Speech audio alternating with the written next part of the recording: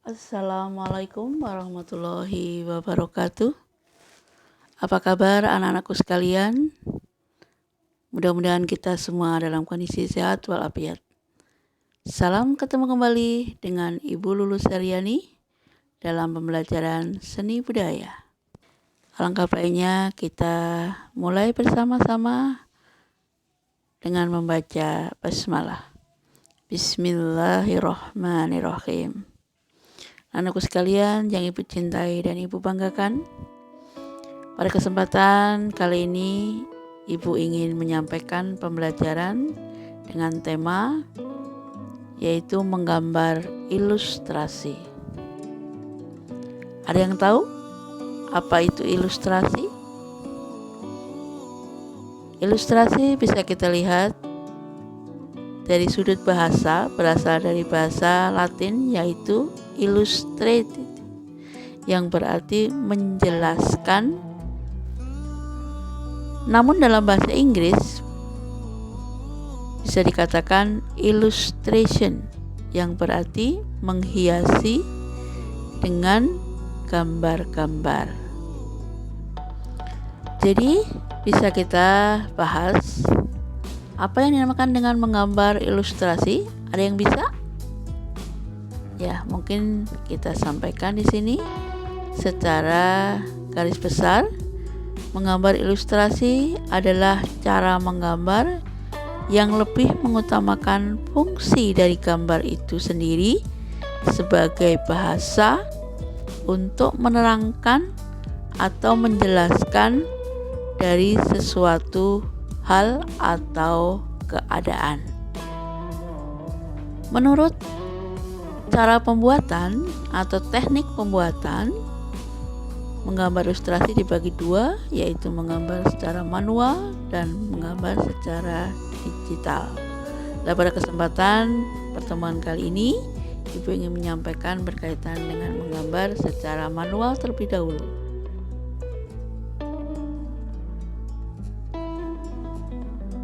Apa yang menjadi dasar-dasar pembuatan gambar ilustrasi? Yang pertama adalah kaitan penguasaan teknik dan pembuatannya. Yang kedua, pesan apa yang tercantum di dalamnya. Yang ketiga adalah mudah dipahami. Dilihat daripada jenis-jenis gambar ilustrasi, jenis gambar ilustrasi berdasarkan corak dibagi menjadi 4, yaitu ada corak realistis, yang berarti suatu gambar atau lukisan yang dibuat menyerupai wujud aslinya atau sesuai dengan anatomi dan proporsinya. Yang kedua adalah corak dekoratif, yang berarti apa? Pengubahan corak namun bentuk yang dibuat menyerupai daripada benda atau barang tersebut tanpa mengurangi ciri khas atau karakter dari bentuk aslinya. Yang ketiga ada corak karikatur, adalah suatu bentuk yang dilebihkan atau yang ditonjolkan dari sebagian bentuk tubuh aslinya walaupun tidak mengurangi daripada gambar tersebut atau objek tersebut sesuai dengan karakter aslinya. Adapun yang keempat adalah corak ekspresionisme, adalah bentuk gambar-gambar ekspresi yang masih dapat dikenal wujudnya walaupun tidak tampak nyata. Sekarang bagaimana kalau jenis gambar ilustrasi berdasarkan penempatannya? Di sini ada ilustrasi cerita, yang berarti digunakan sebagai pengiring cerita pendek, bisa cerita bersambung atau mungkin fabel, buku, bisa majalah ataupun mungkin surat kabar, bisa juga tabloid. Yang kedua, ilustrasi komik atau cerita bergambar, yaitu kumpulan gambar ilustrasi yang tersusun berurutan terpadu menjadi jalinan cerita yang bersambung. Seorang pembuat komik namanya komikus atau ilustrator komik. Adapun komik itu umumnya bisa berupa cerita-cerita tentang kepahlawanan, tentang pewayangan, tentang rakyat, atau bisa juga tentang humor. Yang ketiga adalah ilustrasi rubrik. Ilustrasi rubrik merupakan gambar penghias suatu ruangan khusus atau kolom pada media cetak. Contohnya misalnya dalam koran, bisa juga di majalah.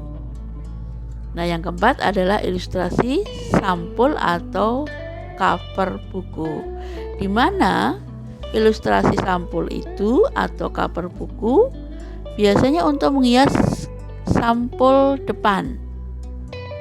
Di buku kalian pasti ada sampul depan kan? Nah, di situ ada gambar, misalnya kalau seni budaya ada gambar alat-alat musik, atau mungkin ada gambar seseorang yang sedang bermain musik, bisa sudah sedang bermain, dan lain sebagainya. Yang kelima adalah karikatur, di mana gambar karikatur kebanyakan ditampilkan pada media massa seperti koran dan majalah, di mana gambar karikatur ini biasanya digunakan untuk syarat kritik atau jenis kritikus, bisa berupa sindiran, bisa berupa dengan gaya yang lucu tetapi untuk menyindir, misalnya koruptor, misalnya koruptor diinikan dengan orang yang gambarnya menggigit uang atau lain-lain lah, yang pokoknya yang lucu. Sedangkan gambar kartun biasanya untuk tujuan humoris dan lelucon. Yang keenam ada ilustrasi periklanan, di mana ilustrasi periklanan adalah gambar atau foto yang fungsinya adalah menghiasi untuk iklan produk-produk tertentu. Contohnya misalnya bisa dilihat kan di baliho ada iklan tentang obat, di baliho iklan tentang perumahan, bisa juga tentang festival, promosi, ada juga di brosur, ada juga mungkin di poster maksud saya, atau bisa juga berupa iklan-iklan makanan, bisa juga iklan pendidikan.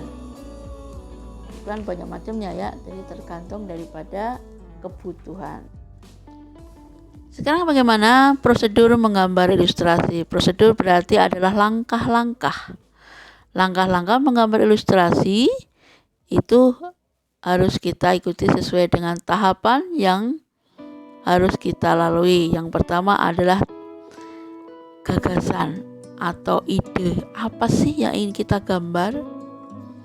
Misalnya ide itu harus memilih adegan apa, kemudian menentukan dan membayangkan objek kayak apa, kemudian memahami perwatakan tokoh-tokoh ceritanya bagaimana.